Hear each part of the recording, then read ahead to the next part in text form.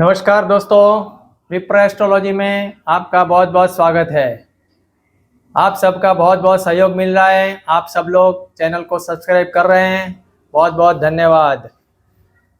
आज हम एक छोटा सा एक एपिसोड लेके आए हैं। उसमें मैं आपको ये बताने की कोशिश कर रहा हूँ कि हमारी कुंडली के जो 12 भाव है, 12 हाउस, तो ये जो 12 हाउस, 12 भाव, वो हमारी कुंडली में क्या क्या दर्शाते हैं। वैसे देखा जाए तो ये 12 भाव हमारे जीवन के बहुत सारे पहलू बताते हैं।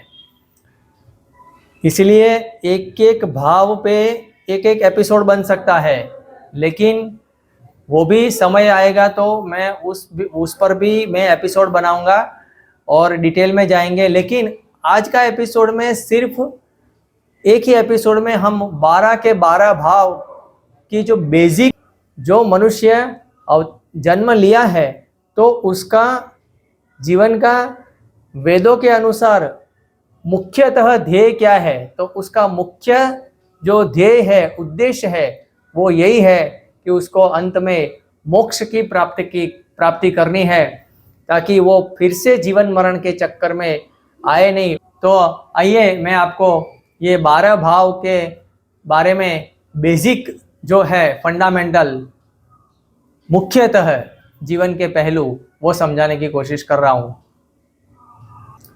तो सबसे पहला भाव जो है वो मनुष्य जैसे ही जन्म लेता है तो उसी के साथ उसको एक शरीर या उसको एक तन प्राप्त होता है।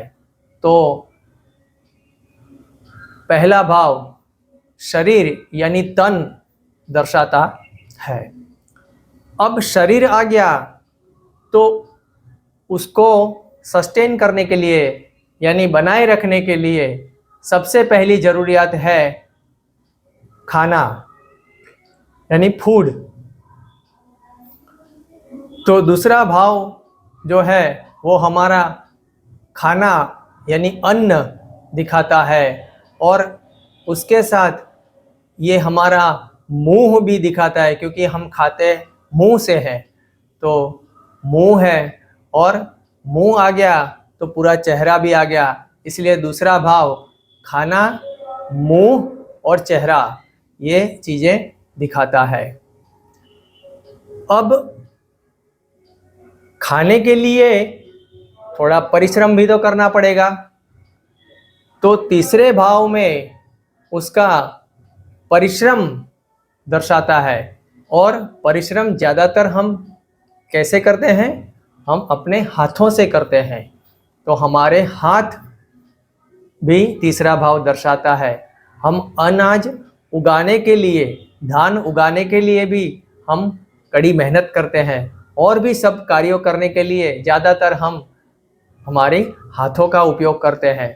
तो हाथ, और खाने के लिए अगर भूख लगती है तो बच्चा क्या करता है? एक सिग्नल देता है, या तो रोता है या तो कुछ बोलना सीख गया तो बच्चा माँ को कहता है कि मुझे खाना दो, मुझे भूख लगी है। तो वो संवाद करता है। तो संवाद भी तीसरा भाव दर्शाता है, यानी परिश्रम है, हाथ है और संवाद है। और थोड़ा बहुत अगर उसको खाना ढूंढने के लिए इधर उधर भटकना भी पड़ता है, तो इसलिए छोटी छोटी यात्राएं भी तीसरे भाव में आ जाती है। अब क्या हो गया? परिश्रम हो गया तो इंसान क्या करता है? थोड़ा आराम करना चाहता है, और इसलिए ये चौथा भाव आराम, यानी वहाँ पे उसको सुख मिलता है, सुख दिखाता है। लेकिन उससे पहले ये भी ज़रूरी है कि ये परिश्रम करने का उसका मन होना चाहिए कि हाँ मुझे ये करना है। तो वो मन भी चौथा भाव दर्शाता है। और मैंने कहा कि आराम, तो आराम ज़्यादातर इंसान कहाँ करता है? घर में करता है। तो घर भी चौथा भाव दर्शाता है, और जब हम छोटे बच्चे होते हैं तो उसको सबसे ज़्यादा आराम और सुख और सुकून कहाँ मिलता है? तो माता की गोद में मिलता है, माता के साथ में मिलता है। तो चौथा भाव माता भी दर्शाता है। अब ये सब परिश्रम करने लग गए, लेकिन परिश्रम कैसे करना है ताकि हमें ज़्यादा से ज़्यादा उसका लाभ प्राप्त हो? तो उसका परिश्रम करने का ज्ञान, उसकी बुद्धि या उसके लिए जो भी विद्या है वो पांचवा भाव दर्शाता है। तो पांचवें भाव में ज्ञान है, विद्या है। अब ज्ञान भी आ गया, विद्या भी आ गई कि हमें क्या करना है, कैसे करना है, लेकिन उसके साथ साथ ये भी ध्यान रखना जरूरी होता है जीवन में कि हमें और क्या क्या विघ्न सामने आएंगे, उसको कैसे पार करना है। जो भी हमारे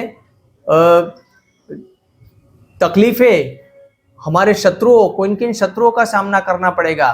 बाहर के शत्रु और भीतर के शत्रु क्या होते हैं? हमारे शरीर के रोग। तो इसीलिए ये छठा भाव जो है वो हमारे जो ऑब्स्टेकल्स है या फिर उसको शत्रु या फिर रोग या फिर हमारे विघ्न, जो भी प्रॉब्लम्स, वो हमारे छठे भाव में आते हैं।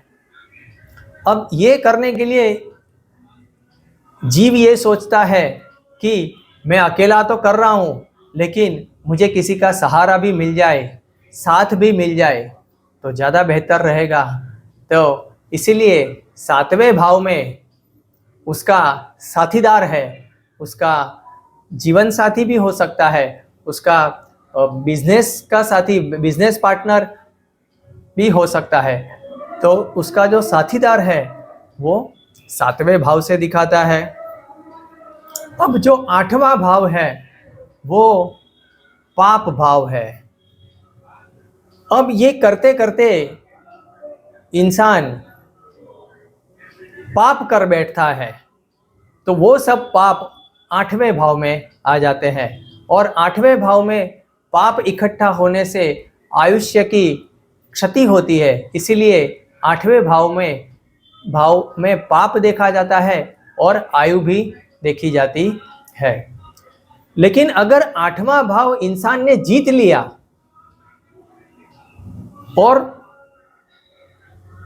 सही पाप को छोड़ के सही तरीके से काम करने लग गया, नैतिकता से, तो वो धर्म पथ पर आता है, प्रामाणिकता के पथ पर आता है, नैतिकता के पथ पर आता है। उसके अंदर की आत्मा जागृत होती है कि नहीं, ये तो गलत है, मुझे ऐसा नहीं करना चाहिए, यही तरीके से करना चाहिए। तो वो नौवां भाव धर्म दर्शाता है। इसीलिए नौवां भाव में धर्म है, नैतिकता है, आपके अंदर की आत्मा की जागृति, यानी आप कितने स्पिरिचुअल है, प्रामाणिकता कितनी है, ये नौवां भाव दर्शाता है। अब उसके बाद ये नौवां भाव पर अगर हम पहुंच गए, धर्म पथ पर आ गए, तो जब इंसान धर्म पथ पर, नैतिकता के पथ पर आता है तो अपने आप 10वां भाव जागृत हो जाता है, यानी वो सत्कर्म करता है। कर्म, ये कर्म है, ये कर्म यानी वो कर्म जो हमें निष्काम करने हैं। और अगर निष्काम नहीं हो सकते, सकाम होते हैं, तो भी हमें निष्काम भाव से या कर्म फल की इच्छा के बगैर, जो भगवान कृष्ण ने गीता जी में बताया हुआ है, ऐसे ही हमें कर्म करने हैं। तो वो सत्कर्म है, जन सेवा है, जन कल्याण के कार्य करने हैं, सबके उद्धार के लिए कार्य करें। तो वो सब सत्कर्म 10वें भाव में अपने आप करने लगता है। अगर वो 10वें भाव में, इसलिए कर्म और जन कल्याण का भाव कहा गया है। अब वहां पे ऐसे ही काम करता रहा इंसान, तो सीधा सीधा 11वें भाव में उसको उसका कर्म का फल बहुत ही अच्छा मिलेगा। और ऐसे सत्कर्मों का फल जो होता है वो पुण्य फल प्राप्त होता है। उसके पास पुण्य इकट्ठा होता है, और पुण्य ही इकट्ठा होना वही सबसे बड़ा लाभ है, बाकी कोई जीवन में लाभ नहीं है।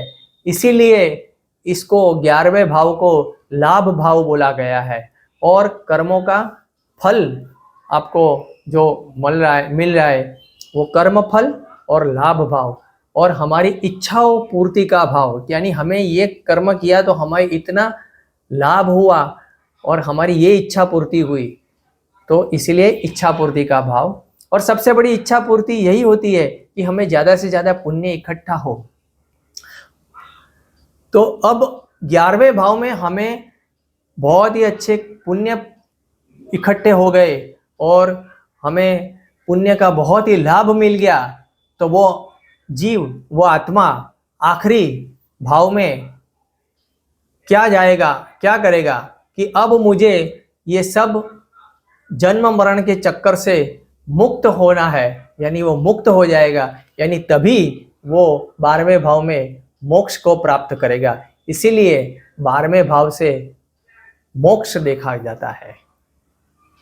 तो ये जीवन की वैदिक ज्योतिष के अनुसार 12 भाव का जो समझूती है वो मैंने मेरे ज्ञान के हिसाब से समझाने का प्रयास किया है।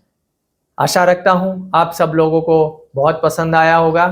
आप सब लोग मेरे साथ जुड़े रहिए और सब्सक्राइब करते रहिए। बहुत बहुत धन्यवाद। नमस्कार।